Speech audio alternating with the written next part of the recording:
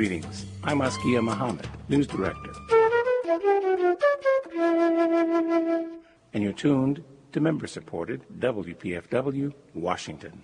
Welcome to Voices with Vision, a progressive mix of voices, news, music, and spoken word, brought to you by the DC Radio Co-op and played on WPFW 89.3 FM, Washington, D.C., every Tuesday at 11 a.m. Bring out the rebel, bring out the rebel, bring out the rebel.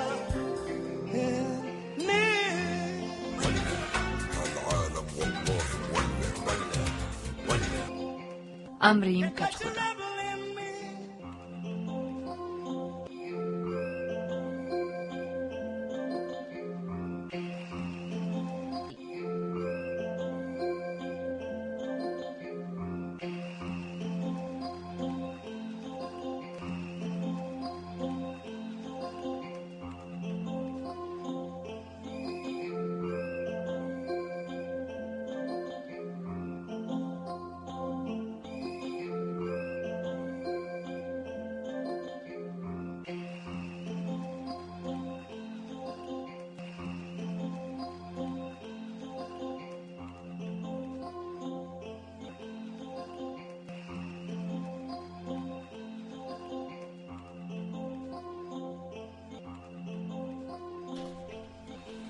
Today's show will examine the relationship of complicity between the media, the police, and the state in the case of the extrajudicial killing of Miriam Carey. And then with Brother Gnaka Lagoke, we'll go to Africa with a look at the life of President Thomas Sankara and current events in Ivory Coast. But we'll be right back.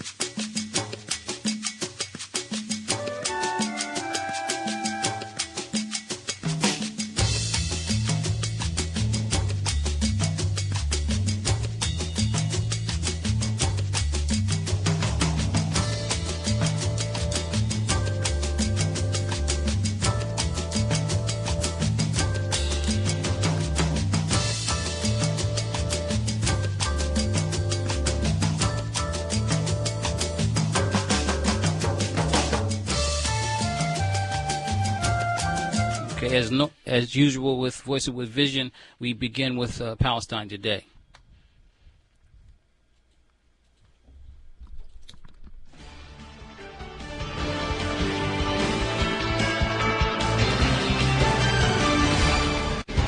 Welcome to Palestine Today, a service of the International Middle East Media Center at www.imemc.org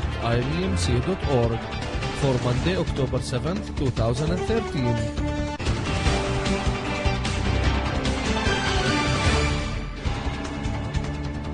Israeli settlers attack Palestinian villages and destroy property as troops invade communities and kidnap a number of civilians. These stories and more coming up. Stay tuned.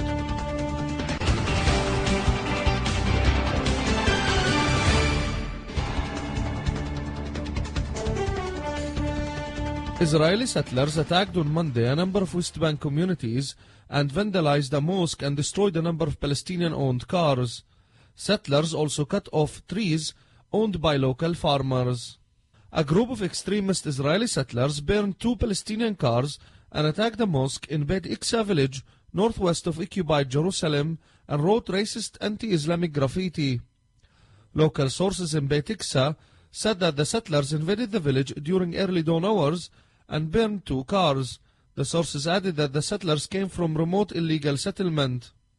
Elsewhere, a number of extremist Israeli settlers cut off several olive trees in Ras Karkar village west of Ramallah in central West Bank. Residents said that the settlers destroyed around 10 olive trees, then fled the scene.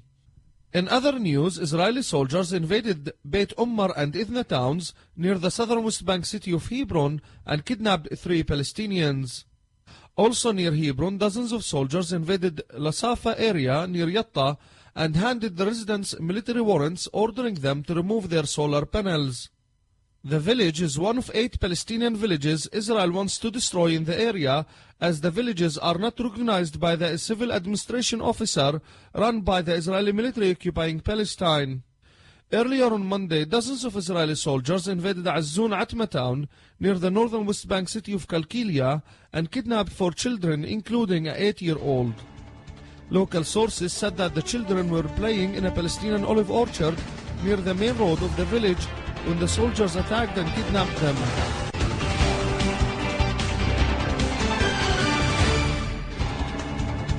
And that's all for today from the IMEMC News. This was the Monday, October 7, 2013 News Roundup from the occupied Palestinian territories. For more news and updates, please visit our website at www.imemc.org.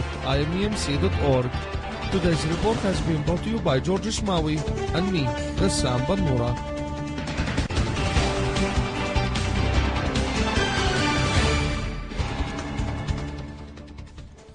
While that you were listening to Palestine Today, this is Voices with Vision on WPFW 89.3 FM, and I'm Netfa Freeman.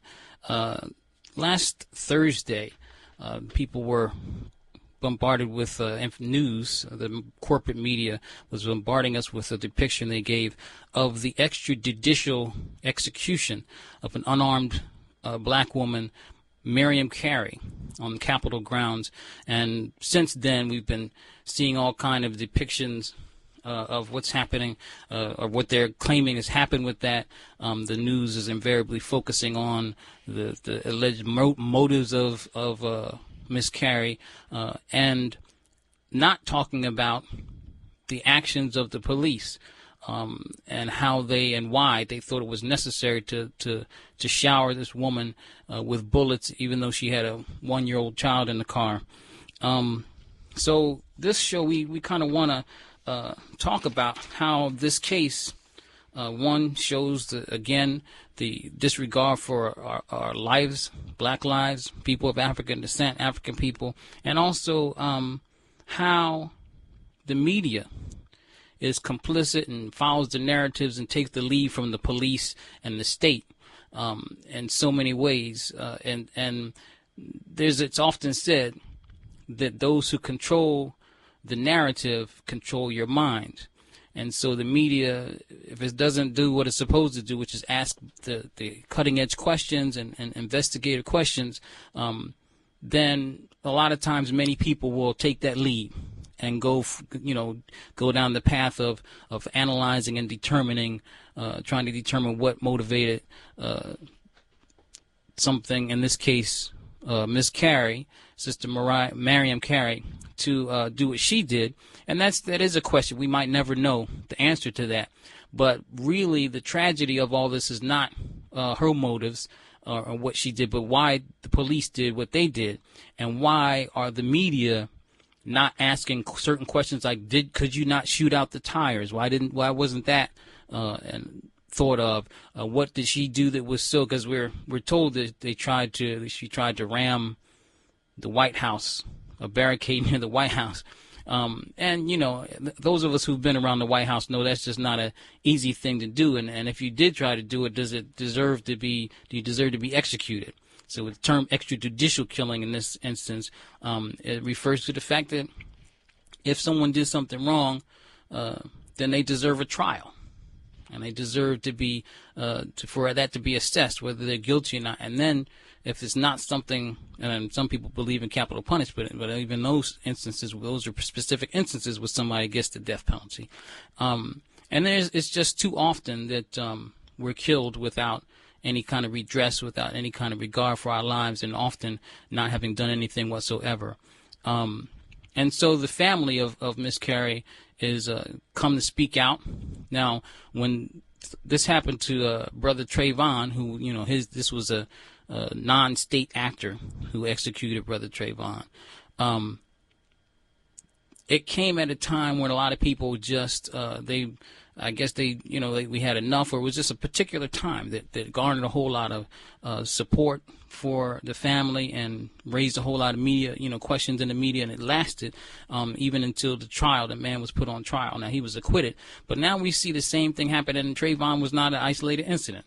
The Malcolm X Grassroots Movement report, which we've featured on the show many times, shows that every 36 hours, a black person in this country is executed by a police officer, a security guard, or a vigilante, and often not having done anything. So this is something we have to get a handle on. We're going to play a clip from the family, a press conference that they were at where they talked about, and right now we've seen them be on MSNBC or some other news, and they're depicting them. Even the way they did it, the interview was spliced in such a way that it's still focused on Mariam Carey, and still not what the family is calling for, an examination of the police actions.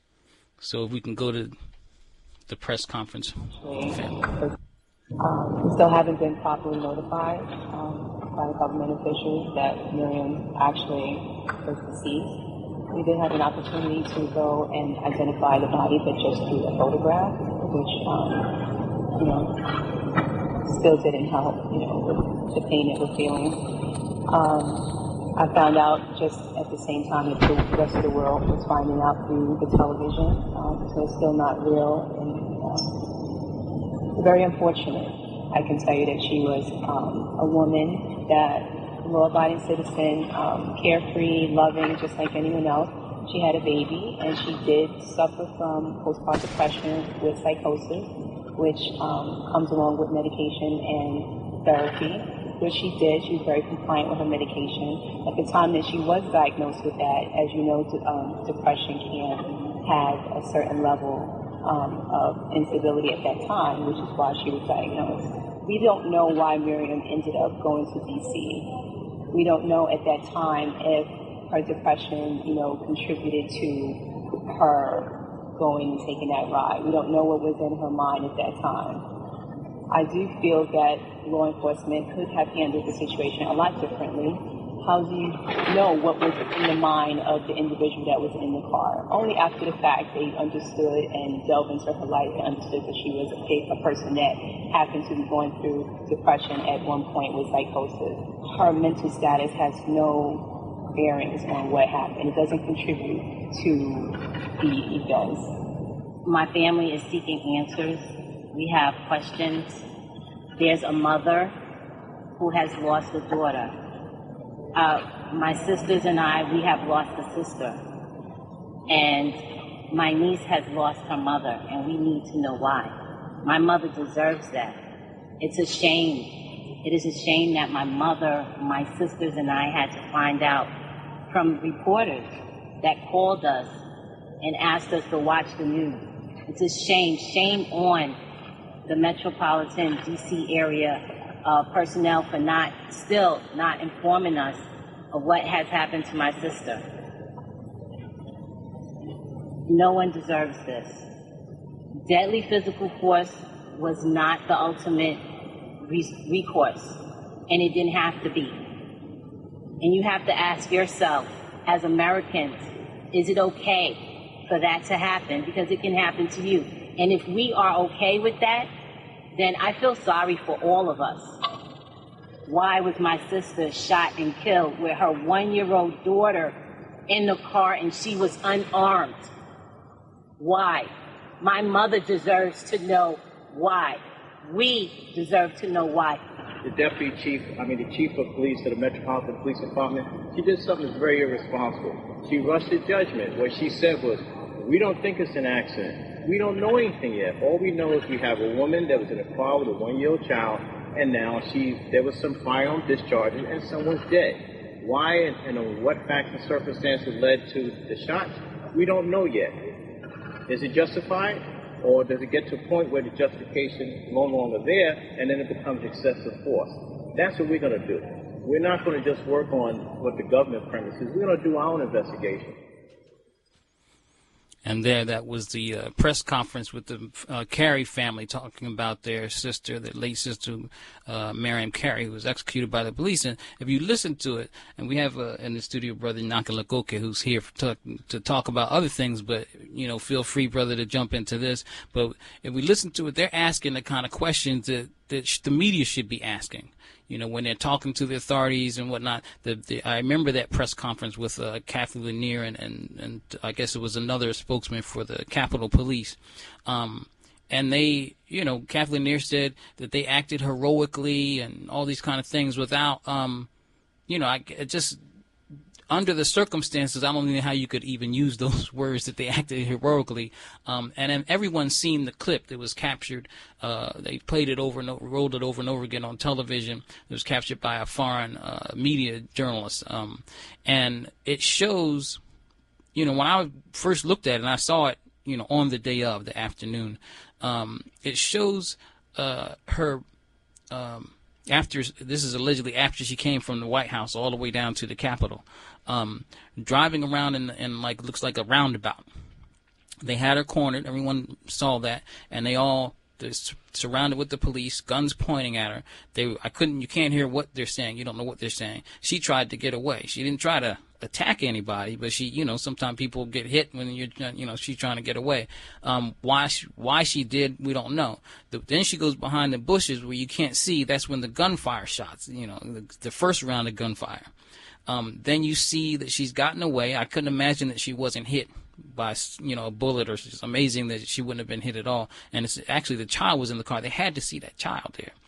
But instead they ignored that and were shooting.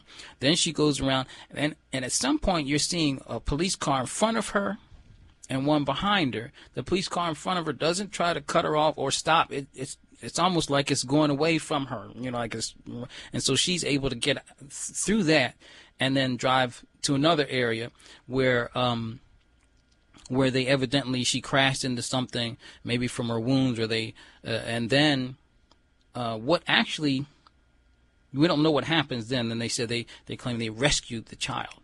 Now this is the kind of thing that the next clip we're going to show shows how the journalism and is really the corporate media can be so complicit in trying to take on the narrative. There's evidence. The CNN unwittingly, Wolf Blitzer is interviewing an eyewitness account to what happened, and unwittingly this witness, both of them just talking about what happened, he's interviewing her, reveals that allegedly, according to her, she describes a situation where the police pulled the child out of the car and then they shot her. That means she had to be at a full stop, for them to get the child out of the car, and then they proceed to shoot her. All accounts say that she's unarmed. So why, they couldn't pull her out the car and, whatever they had to do, but instead another hail of bullets. This is what the eyewitness says, and we'll play that clip now. Is Wolf Blitzer interviewing an eyewitness to the scene or issue. Joining me now, Patty Bills. She was an eyewitness to the incident up on Capitol Hill today. Patty, so what happened? Pretty frightening. I work right there at Faith in Action, which is on 2nd Street that comes to the corner of Maryland. And first I heard a lot of the sirens. I heard a lot of commotion. You could hear from the police cars, which took me to the 2nd floor, which is a very good view. Wide open windows. I looked out, and that's where I saw the vehicle speeding down, the black car that hit. It appeared to be the police officer's trash can is standing there, and a police car which turned the car sideways. There's a little window booth where the policemen stand and the security guards that guard us every day on the corner. And at that time, the car was surrounded by police and a lot of armed men. And that's where the gunfire began. Did you see the child in the car, too? That's when I saw them trying to pull someone from the car and realized when they actually pulled someone from the car, it was a child. And it takes you back a little bit at that moment. And as soon as the child was pulled from the car is when the gunfire really let loose. And you heard the gunshots? I heard the gunshots. I saw the policeman shooting. It appeared someone got out, and it looked like a rush of people running. So at that particular time, you didn't know if there was more suspects involved. You must have been scared out of your mind. Very frightened. What did you do? At first, when you go to the window, you go and just wondering what is happening. Because when you hear the police cars and the sirens, you know, as an interested person, want to look. But then when the gunfire started, I stepped back from the window. But then out of curiosity, you wanted to peer around just to see. And then it became very involved. A lot of gunfire, a lot of police, a lot of security. And at that particular time, I went back downstairs and came right out the door to ask the police what was going on and what could we do to be safer. How are you doing now? I'm better now. It was very emotional earlier. It's a very tough and frightening thing when you have that many gunfire happening around you and bullets flying and just the commotion. We've had a lot go on in D.C. lately. Certainly have. I'm glad you're okay, Patty. Thanks very much for coming in. Oh wow, that was a clip from Wolf Blitzer on CNN interviewing who they said was an eyewitness, and she seemed like she was there. She saw something. She described it very vividly, like as if she was really there. And not once did he stop. I mean, what do you think about that? Right? I just got. You look like you. Yeah, thank you very much, Netfa. Speak right into it. Thank you very much, Netfa, for having me here in the studio. And yeah, I've seen in the news, you know, the story of Miriam Carey, and like many individuals, you know, I wanted to know more, so I read, and then I was surprised to know that, you know, all accounts said that she was unarmed, and then all accounts said also that, you know, there was a baby in the car, and then like the witness just described, it looked like they killed her after, you know, pulling the baby out of the car. So yeah, it is a very bad signal that, you know, the federal government is sending out in the community. You know, they said yesterday it was Trevor Martin who was killed because somebody was standing on his ground, and this time it is the federal government that is standing on his ground and is shooting an unarmed black woman. But coming back to the media. For somebody like me coming from Africa, you know, when we were there, we heard that, you know, the international media or the European countries' media, you know, knew how to do journalism. So I've been living here for a couple of years, and then I can tell you that the news here do not know how to ask questions. And the news here will protect some interest. And today it is about the death of Miriam Carey. Well, let's talk about that gentleman or that person who entered the theater and who shot that many people, you know, at the screen of Batman. Mm-hmm. You will see all the media interviewing people who were there. And I saw a woman, I think she has a 4-month baby in a movie theater at midnight. And then you won't see any journalist asking her, Madam, what are you doing at midnight with a 4-year-old baby, you know, at midnight in a movie theater? No one will ask that question. Or maybe because, you know, the media wanted to protect some interest. So it's the same thing today, and I'm not surprised. And I think that people who feel like they're victims of those extrajudicial killings need to organize more and better. And if not, you know, we may, all of us, end up dead, either like Trevor Martin or like Miriam Carey.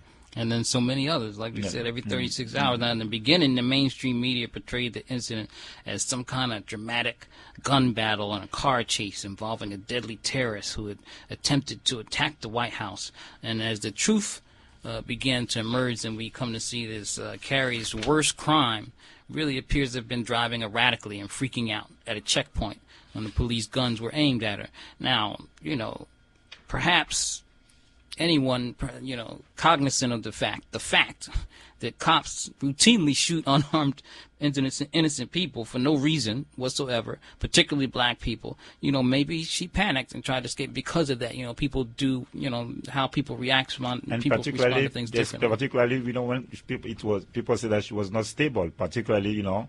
So if you are depressed and then you panic, you know, by the checkpoint, you know something. Yeah, and I'm not a.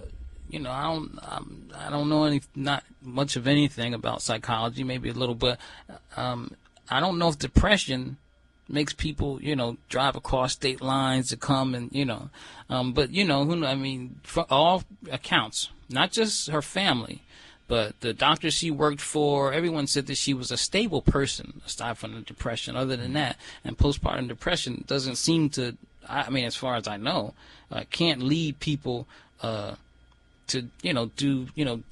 be demented and psychotic in that sense. But they did mention, her sister did mention something. So we don't, but the point is I think none of those things really they're irrelevant. If they're true, they're irrelevant because she didn't do anything that warranted being executed. I think this is something that, I think we should open the phone lines to and hear what other people think, because we're not, I've talked to some people on the street, and some people are, particularly right after it happened, some people were taking the lead of the media. Okay. And some people were saying, well, she shouldn't have been there with her child. And, obviously if a person has mental issues, then that explains why. But people will talk about it as if, on condemnation. And no one was saying. And then there was one person I talked to was talking about the police. He admitted that the police probably knew the child was in there, had to know. But then he said, but they're trained, they can shoot precision, and they were shooting at her, and she shouldn't have had any business there. And I'm like, wow, this is how that's that's the power of the media too, to shape the minds of the people, so that to justify, the unjustifiable. But I've also heard other people respond just like I did when I first saw it. It's like they couldn't shoot out her tires, or they couldn't do certain things. How was she able to get all the way from the White House all the way to the Capitol? And evidently she did, I suppose. They're saying that. And then we're still very unclear on what the initial thing at the White House was. We don't know what precipitated. We just know what they're saying, what they're speculating. And so the number, if you want to get in this discussion, we're only going to talk about it for a little bit because we want to talk about the 26th commemoration of the assassination of Brother Thomas Sankara, president of Burkina Faso. But you want to get in the conversation, the number to call is 202-588-0893. And we'll take a couple comments about it. But, a lot of people, after, things like this happen, with any kind of incident in the news, it takes some time for information to come out. Initially they can actually, and then even then, the initial narrative shapes what information people look for and pay attention to.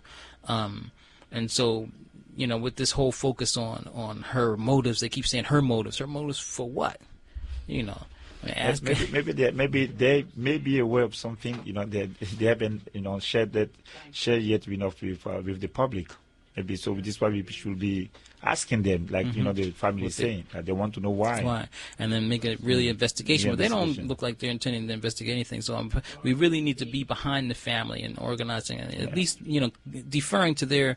Respecting their approach and everything, because sometimes people don't want a whole lot of people around involved in something, but sometimes they do, and they really need to have them, because it's really not just about her, it's about all of us.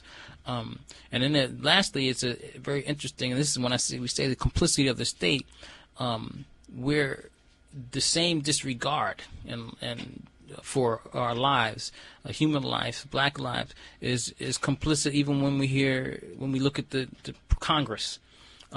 Here's a clip where the Congress were actually praising the police for having executed an unarmed woman with a child.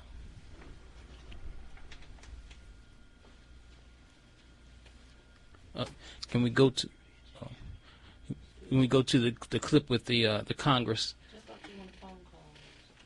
Oh, okay. Well, I didn't know anybody was there. So we have a caller on the line, so we'll go to that first, so we don't keep them holding. Caller? Oh, you on the line? Oh, yes.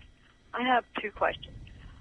Number one, well, how do they know who was actually in the car if they did not allow the family to identify the body? Number two, why was the family not allowed to have access to the child? How did they stop that? So who was actually in the car, and why did they not allow them to identify the body? And second, why did they not let them have her child? I think those questions are very serious things that need to be answered. Those are very good questions, because that's right. I remember initial reports. The last we know is that the child was in custody and they were not able to, they didn't give the child over to them, which is very odd.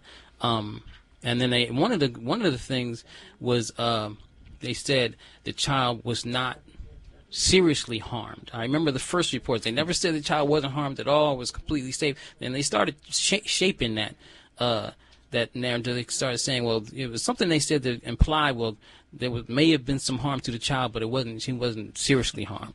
And so, which could be hypothetical, could be a reason for them not turning the child over to the family, because they didn't want the family to see that she might have been harmed. Is there somebody else? All right, we have another call on the line? Yes. Thank brother? you. Hello? Yes, go ahead. You're on the line. Yeah, I just wanted to say, brother, that the police surely force. They could have shot the tires out or even wounded her. Can you talk directly into your phone, or if you're on a cell phone, we need you to be still so we can hear you. Can you hear me now, brother? Yeah, that's good. That's better. Okay, I just wanted to say the police used too much force. They could have wounded the woman, and even if she had some kind of psychological issues that brought her to D.C., driving from Connecticut with a child in the car, they could have done something else other than killing her. Mm-hmm. That's basically all I wanted to say. Yeah. So you think force? They use too much force, but you think they? Go ahead.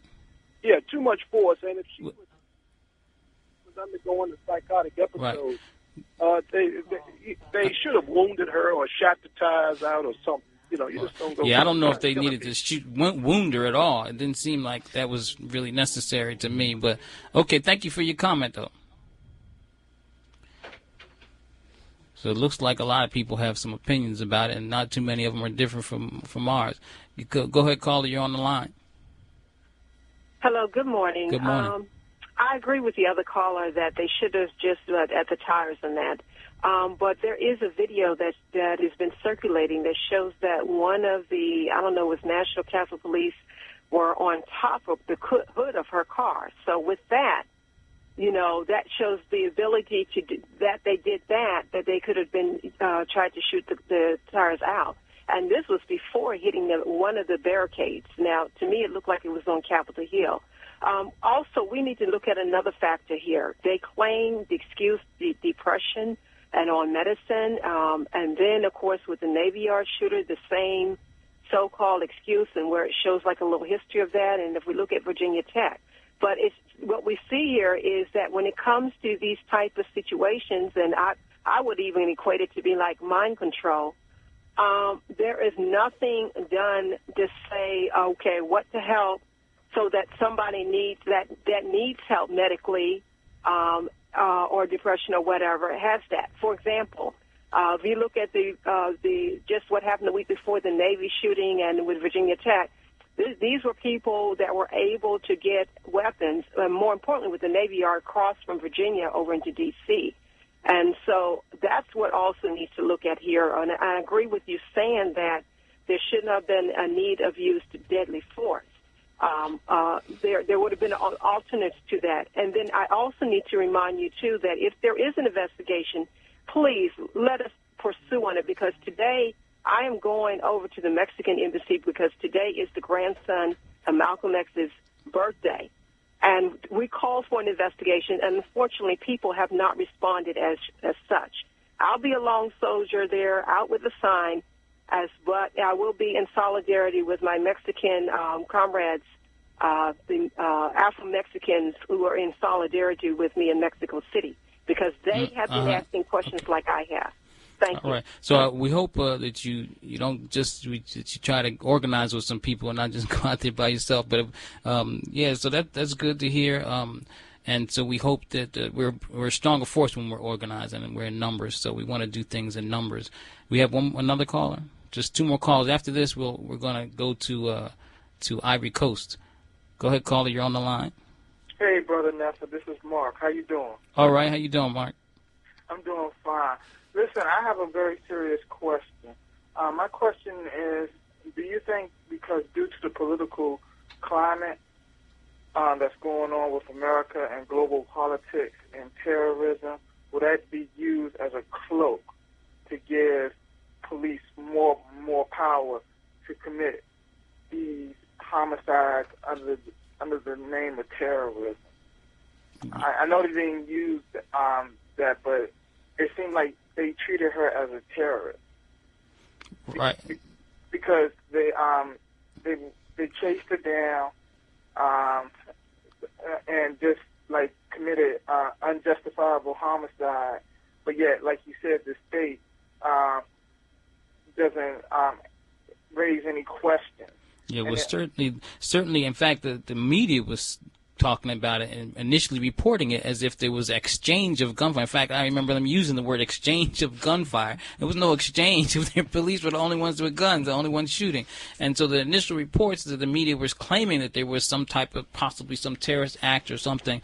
And when they do that, they've talked to some state authorities who claims that, they'll put out the initial, this is what's happening and this is what we think is happening. And so it's always, again, that complicity, that relationship between the state and the media, the fourth branch of the government, as they call it. And so this is the last, we'll take one last caller and then we're going to go to the next top segment of the show. Thank you, caller. Hi, this is Gloria. I believe that they sat her and treated her in the manner that they did because they did indeed, just as the gentleman said, treat her as a terrorist, even though they were the ones with the guns.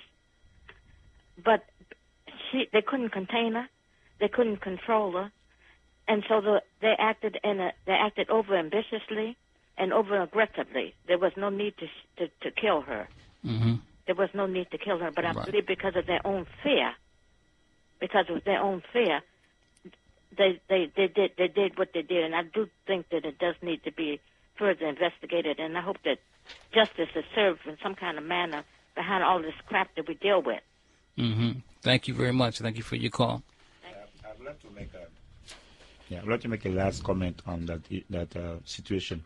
I think I heard the callers saying that they should not have killed her, but it looked like they wanted to kill her. That was the purpose of the police, because if you look at the car, you look at the car's tag, you can see who is the owner of the car. So they have all the I believe that they have all the information about the lady, and then after chasing her, they decided to kill her.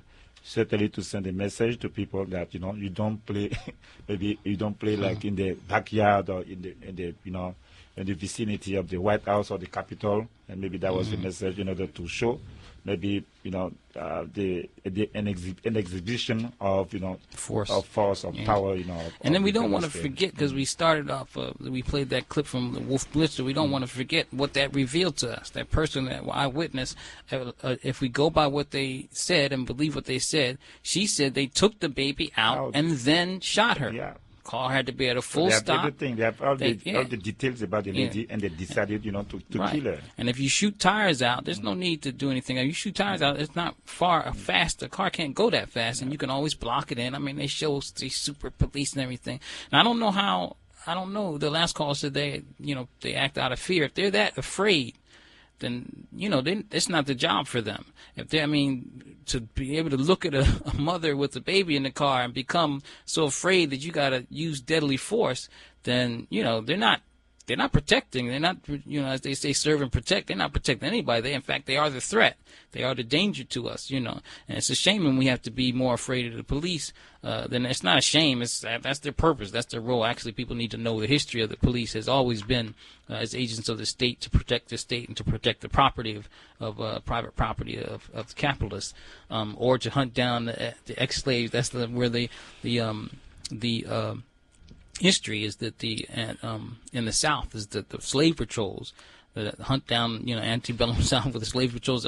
They hunted down runaway slaves, evolved into the police force. That, and along with private security agencies, private security firms, who were there to break up workers' strikes and protect the property of the warehouses and property of the capitalists, is where the present day modern police force evolved from. And so then, that whole serve and protect image that they give was a latter thing, a spin they put on purpose to help us, realize officer friendly. I mean, they went out on public relations campaigns to convince people whether the police are a public service and the serve and protect. That was after these things. There's a report by the Center for Criminal Justice, which is, I don't even know if they are still around, but the report was called The Iron Fist and the Velvet Glove, an analysis of the U.S. police. And they, go through all this, not just the police forces, but also the CIA and FBI and all these kind of things, and how they've actually been designed to uphold interests that are not in line with the general population. Initially the reports reported that somehow she tried to breach a sensitive White House property. And the checkpoint was when it looks like apparently the checkpoint was a temporary outer perimeter fence, making it quite possible that Carrie was confused, frightened that why she was being stopped at first. Now, this means that she wasn't really at a place where it had any threat. There was any threat to the White House or anything. And so they always make these reports to justify what they've done. So, we wanted to cover that. We're going to end this segment with showing how the Congress applauds the police force for executing an unarmed mother. The gentleman from Maryland rise. Mr. Speaker, I ask unanimous consent to speak out of order for 1 minute. The gentleman is recognized for 1 minute. Thank you, Mr. Speaker. At the outset, I know that I join the majority leader in expressing our gratitude to the Capitol Police.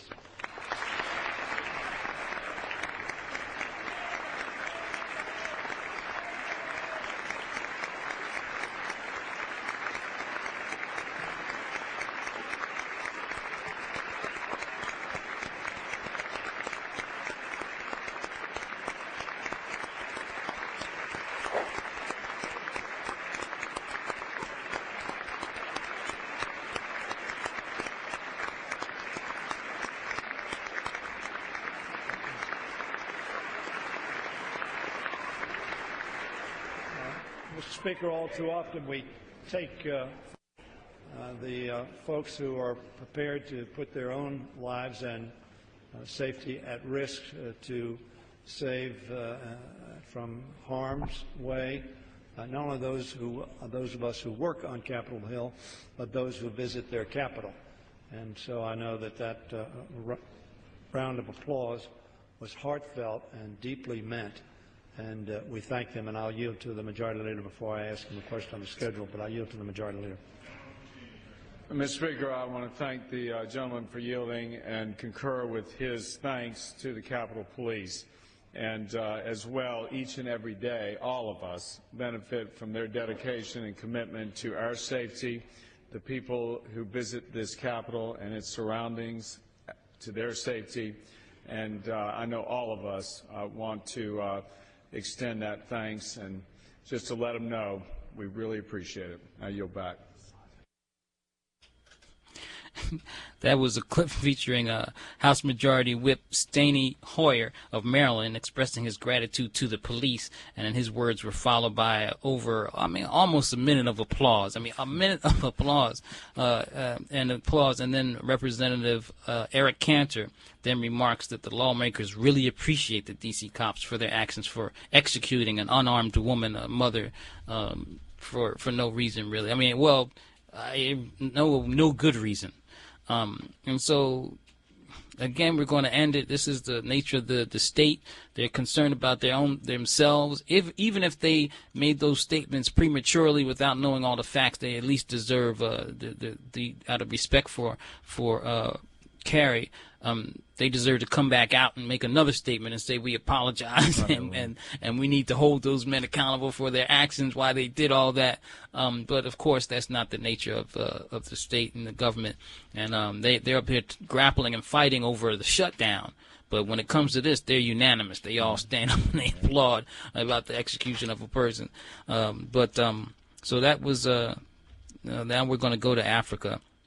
And we're going to go to Ivory Coast. Brother Gnaka was gracious enough to come in here and give us an update because, again, things hidden from the headlines in Ivory Coast. And we said we don't get the news that we need to get. Even when they're talking about something, they put spin on it that just doesn't give us information and let us understand what's happening. You want to give us an update on that? And then you want to tell us about, this weekend. Yeah, thanks, Netfa. As you know, on April 11, 2011, Gbagbo was captured by the French troops after the UN troops and the French troops and bombed Ivory Coast, the capital, the former capital Abidjan for 1 week. With the complicity of the United States government? With the complicity of the United States government. And the United States government, France, and the French troops, they gave, prior to the bombing, they gave the green light to Mr. Ouattara's rebels and who attacked the country in 2002. And we were controlling the northern part of the country for more than 8 years. And after giving them the green light, to attack, the troops of the army of Ivory Coast, when they saw that, the rebels could not defeat, the army loyal to Gbagbo, then they came with the bombings. But in Djokwe, when they attacked, more than 1,000 people were killed. And after that, what we heard in the news, Gbagbo was the tyrant, and because of him, there were, the death of 3,000 people. So all the media, as we talk about media, all the media, you can see they will repeat the same thing, that the soundbite that everyone has to say. 3,000 people are killed in Ivory Coast. And we know that they did not want to take into account, the death caused, by the bombing of the French. After, you can imagine bombing a country like for 7 days, right, and then you have only 3,000 people killed, and we have 1,000 killed in Djokwe. We knew that the number was fixed. The same way, they did not want people to know the reality about the election. And as I said, I cannot prove Gbagbo won the election, but I can prove certainly that the UN, they fixed the election in order to declare Alassane Ouattara the winner. Now, in the context of conflict and war, in the name of justice, if you want to prosecute, two groups of people who have been fighting for 10 years or even for 1 year, for 2 or 3 months, then you come and take people from both sides. So what did we see? After almost 3 years now, after the capture of Gbagbo, only Gbagbo is now at the ICC. Gbagbo is at the ICC and has been there for more than 2 years. His wife is in the stronghold of the rebels in Odiene. She's in jail. The son spent 2 years in jail, and the dignitaries of Gbagbo's party were in jail. They freed only 10 of them. More than 700 people are in jail, and many people are still in exile. And then the asset, a couple of, 400 people have the asset still frozen. And this is the environment in which, Alassane Ouattara's government is governing. And then the same media, they want to portray him as somebody who is bringing peace and development and reconciliation to Ivory Coast. So, thanks to people like you, you wanted to hear our whispers. And today, people who thought that Ouattara was a Democrat, they cannot come out because they know the reality. Even the Human Rights Watch, all those institutions now are denouncing the victor justice in the country. And then one of the latest I wanted to talk about is that I read in a credible news organization, I read that Mr. Ouattara and Jonathan Goodluck of Nigeria are battling, to have the headquarters and get ready for this of AFRICOM. What? Yes, I'm telling you. The Ouattara wants the headquarters of AFRICOM to be in Ivory Coast. Jonathan Goodluck wants the headquarters of AFRICOM to be in Nigeria. So that's why we stood against Ouattara, because they want to advance, the neocolonial policies, imperialism, and those neoliberal policies. That's why I stood against him. Now, wasn't Goodluck against at first initially? In fact, no African nation. Now, because of the situation of Boko Haram, that they can fix the situation of Boko Haram in Nigeria. They just have to have a developmental state, and they just have to have a modern state. They just have to put modernity in the practices, and then I think they can deal with Boko Haram. But he's not doing that. and now he thinks that by having the support of AFRICOM, of the United States, you're going to go in and then defeat, Wow. So that's the situation. So this is what is going on in the countries, and the reconciliation forum that was put into place, in Ivory Coast is not functioning. The process of reconciliation is stalled, and they tried to build a couple of streets or roads, that are not finished yet. So what I cannot say in 3 years, that Ivory Coast is better off with him than it was with Bible. He cannot say that. It's interesting how people, it seems our attention is, the media also tells us when to pay attention to stuff. So we were paying attention to Ivory Coast when the media and say the that we should pay attention. When they say no, it's not over. Now everybody goes on Egypt. Right. When it's over with Egypt, we go on Syria. But if we keep paying attention, even after they tell us not to, that's when really revealing things happen. And then we need to help us really understand what's going on. Like you said, there's nothing. They often do this with so many. Libya, all these places, they will make act like there's some urgent need to go in, and then once they've done what they've done and no one's paying attention, that's when the real, atrocities take place and when people really get to suffering. Like the first Babo's wife, she's in Odiene. The ICC wants to try her. Mm-hmm. So can you imagine? You take Babo. You don't take any person from Ouattara's camp, and the ICC wants Babo's wife. The ICC wants the leader of the Babo's Young Patriots group, Blé Goudé. And now Ouattara, because he sees himself like in a difficult situation, now said that he can trial Babo's wife in Ivory Coast, and because he does not want to give up any of his warlords. I just want to give you an opportunity to say, because some people would hear this and say we're going to get to the forum of Thomas Sankara will hear you, because I get this too, and say, well, you're an apologist for Gbagbo, or you're this, Netfa was interviewing this Gbagbo supporter. How would you? It's not even a problem, and I said it. I supported Gbagbo, and when I was young, I worked in his newspaper in the 80s in Africa, when many leaders were fighting for freedom, and they thought that they needed to go through armed struggle. Gbagbo spoke about a peaceful transition to democracy in Africa. It was great, and while Ivory Coast returned to multi-party system in 1990, you saw that Charles Taylor was doing a civil war in Liberia. Mm-hmm. So Gbagbo Laurent symbolized the aspirations of millions of Africans. And then, of course, when he came to power, because of some contradictions, because maybe he thought that he was strong enough, to go against imperialism, and he made some mistakes. And even before he came to power, I had a fallout with Gbagbo. That's why after 4 years working in his newspaper, I left his newspaper. So this is part of my history. Mm-hmm. People know that it's on. So I left his newspaper for 4 years, after working there for 4 years, and then I came to to the U.S. 10 years I stayed here. I wanted, to support him, because between Gbagbo and Alassane Ouattara, at least Gbagbo Laurent symbolizes, this aspiration of people wanting to see a better Ivory Coast. And for 10 years, the same way I'm here standing in your studio with you, I never had that privilege and the opportunity to sit down with Gbagbo so that we can talk about anything I wanted to bring, to his administration. So, but when I came out, to talk against, to denounce the imperial system in Ivory Coast after the electoral stalemate, I did it. It's a sense of responsibility, and also it's more about being anti-imperialist. It's more about the sovereignty of my nation, and more about the vision we are promoting. For sovereignty of Africa, we need to get past. So it's more about the sovereignty of Ivory Coast and Africa. That's why we did that. Now we want to because we don't have. I need to bring you back, because a lot of things you touched on, we want to talk about. Not just for you, but the whole multi-party system versus single. Because I don't believe it's a reflection of democracy, but that's another issue for another day.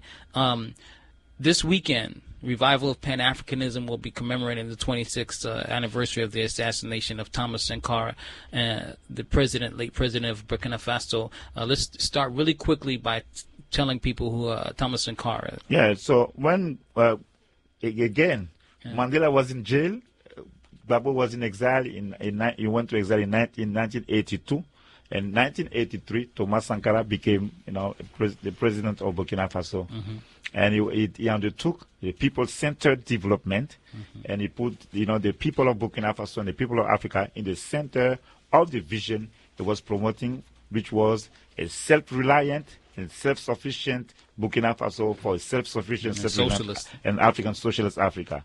And he was assassinated by neo-colonial forces who used, his friend, Blaise Compaoré, the current president of Burkina Faso. And for us, he's a great hero. In 87. In 87. And then that's why, when we talk about leadership in Africa, is the embodiment of sincerity and honesty of somebody who was trying to do the right thing. Because in 4 years, it could change the destiny of, the destiny, the way people saw Burkina Faso, and Thomas Sankara did it. Just tell us about the event this weekend. Okay, so we are going to do the second edition of the Thomas Sankara's conference we organize every year. So this year, the Revival of Pan-Africanist Forum, I represent All African Revolution People Party, represented by my friend Njiba, and the Friends of the Congo, represented by Maurice Kane, and EPIL, Inc., represented by Lansana Mack, and also Answer Coalition, represented by our friends Brian Becker and Eder Beno and Akufuna.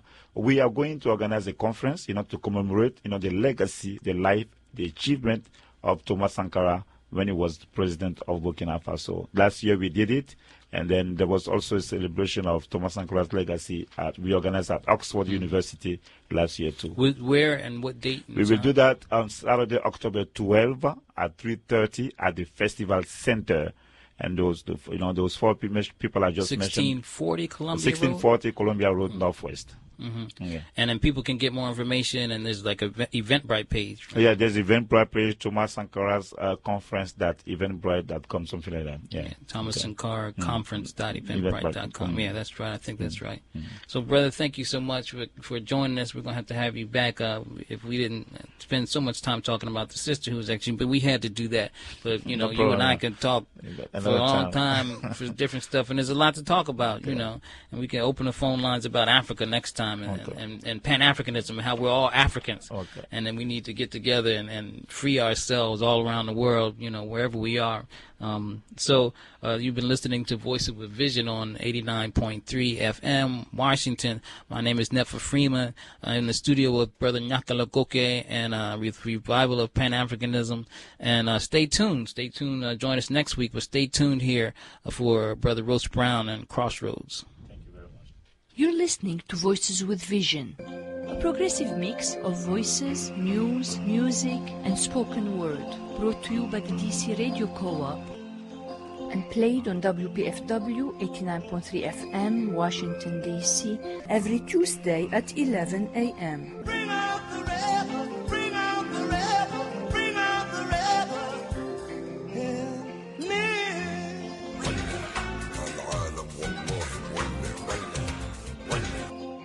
I'm Reem Kathuda.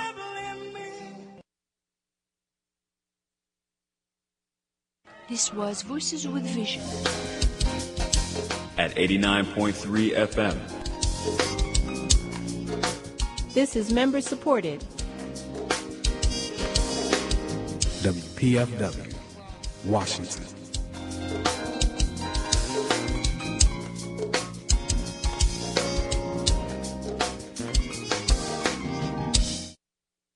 Another man done gone.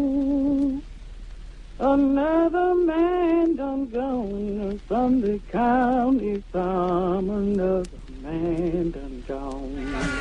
Huh? I didn't know. What? I'm just going across the street. Shut your mouth. Oh, no.